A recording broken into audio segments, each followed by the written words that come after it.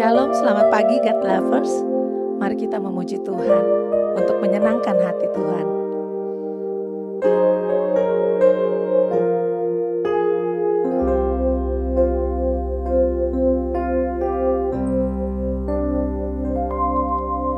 Bila hati terasa berat,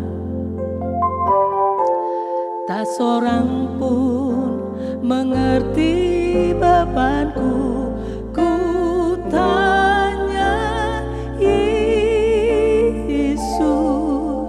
apa yang harus ku buat?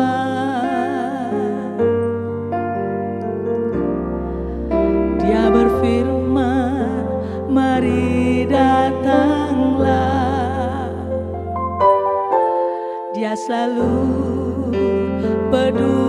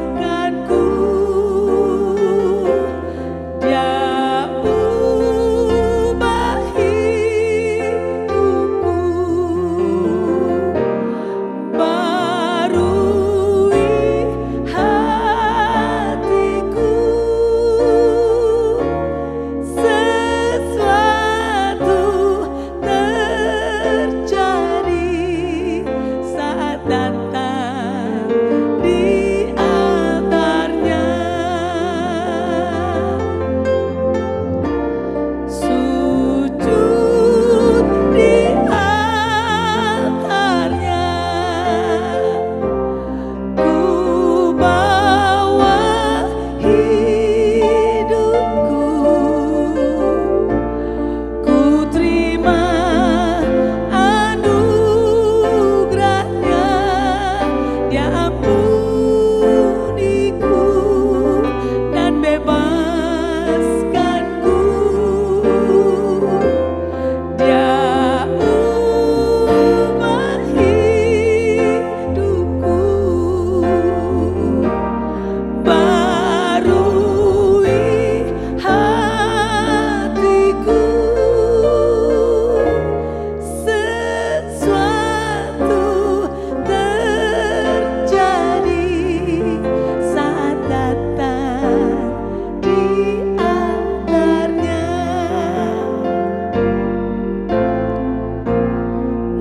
Mukjizat terjadi,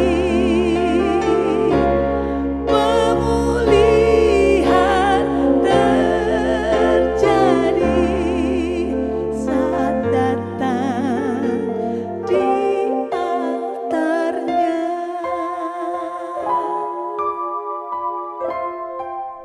Shalom God's Lovers, apa kabar? Senang sekali pada kesempatan kali ini saya Randy Chandra Dinata diberikan kesempatan untuk membagikan kebenaran firman Tuhan di dalam program Words from Heaven. Beberapa renungan ke depan bentuknya adalah series dan secara garis besar temanya adalah tentang unshakable faith. Unshakable faith atau iman yang tidak tergoncangkan. Memasuki tahun yang penuh dengan pergumulan, penuh dengan masalah dan tantangan, tentunya sangat mungkin bagi seseorang mengalami yang namanya goncangan, saudara. Ketika ekspektasi tidak berjalan sesuai dengan realita, ketika kenyataan yang terjadi tidak sesuai dengan harapan, maka seseorang akan mudah untuk menjadi kecewa, menjadi kehilangan pengharapan, bahkan berputus asa di dalam kehidupan. Nah, maka dari itu penting bagi setiap anak-anak Tuhan untuk memiliki yang namanya unshakable faith atau iman yang tidak tergoncangkan di dalam kehidupannya. Kita tidak bisa mengatur, saudara, situasi, kondisi, keadaan yang ada di hadapan kita. Namun satu hal yang bisa kita atur adalah bagaimana sikap hati kita. Bagaimana kita memanage pikiran dan perasaan kita. Sehingga iman kepada Tuhan itu menjadi sebuah fondasi yang teguh untuk kita bisa menjalani hari-hari yang tidak menentu di tahun ini. Nah, ada beberapa poin yang saya mau sampaikan bicara tentang unshakable faith. Dan pada kesempatan kali ini saya akan bicara poin yang pertama. Bagaimana kita memiliki unshakable faith di tengah dunia yang penuh dengan ketidakpastian. Yang pertama, iman yang kita miliki harus dibangun di atas fondasi yang benar. Iman yang dibangun di atas fondasi yang benar. Dan fondasi yang benar itu tentunya adalah pribadi Tuhan Yesus maupun juga perkataannya, saudara.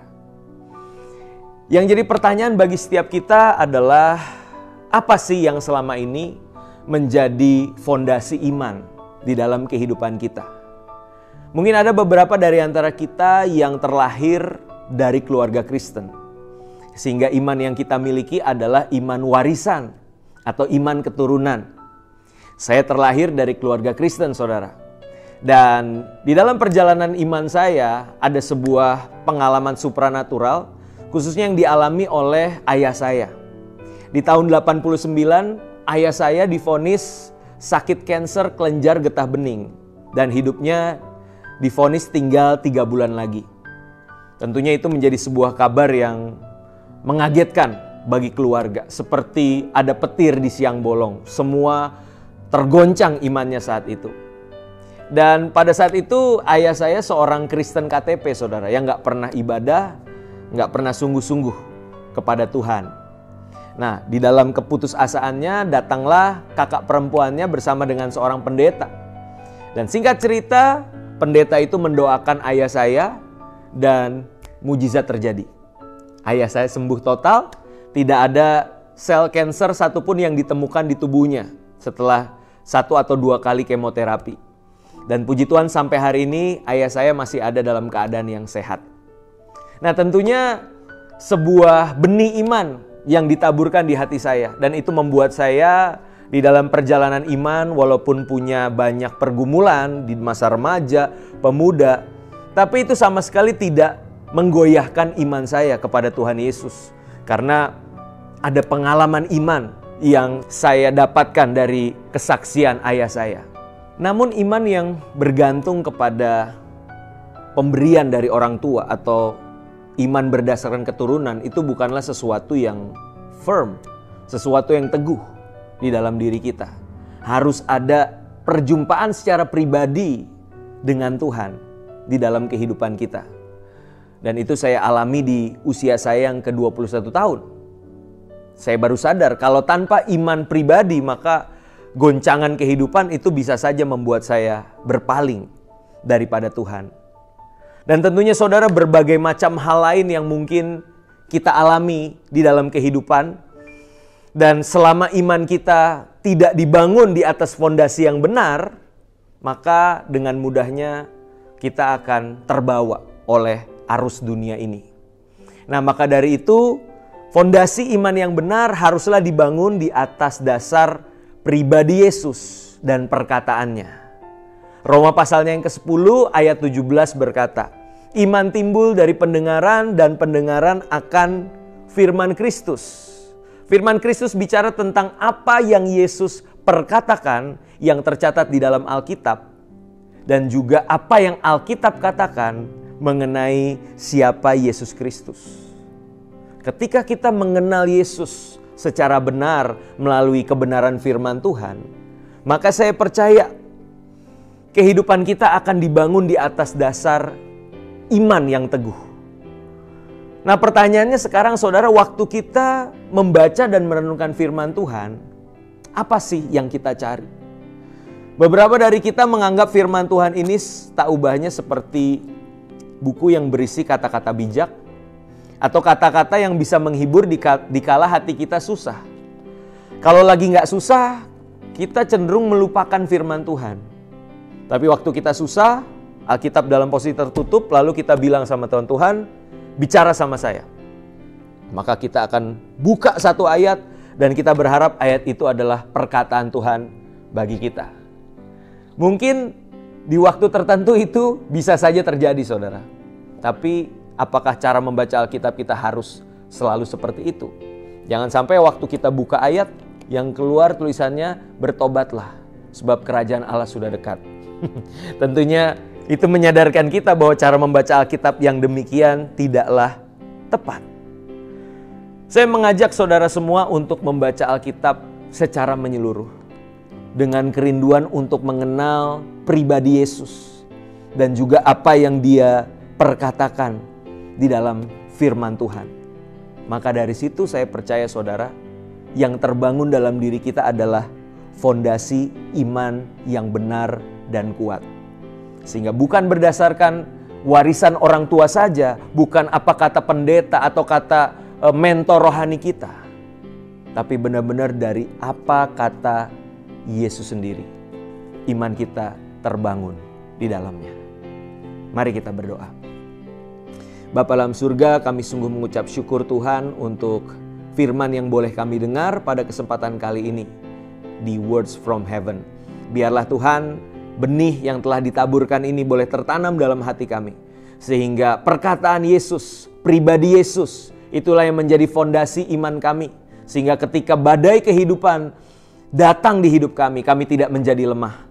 Melainkan kami tetap bisa berdiri teguh oleh karena Yesus dan perkataannya mendapat tempat di hati kami. Terima kasih Tuhan Yesus, kami bersyukur buat kesempatan kali ini. Hanya di dalam nama Tuhan Yesus kami telah berdoa dan mengucap syukur. Haleluya, amin. Bagi God's Lovers yang merasa diberkati melalui renungan pada kesempatan kali ini, God's Lovers bisa membagikan kepada saudara, kerabat, dan teman-teman yang lain. Terima kasih, Tuhan Yesus memberkati.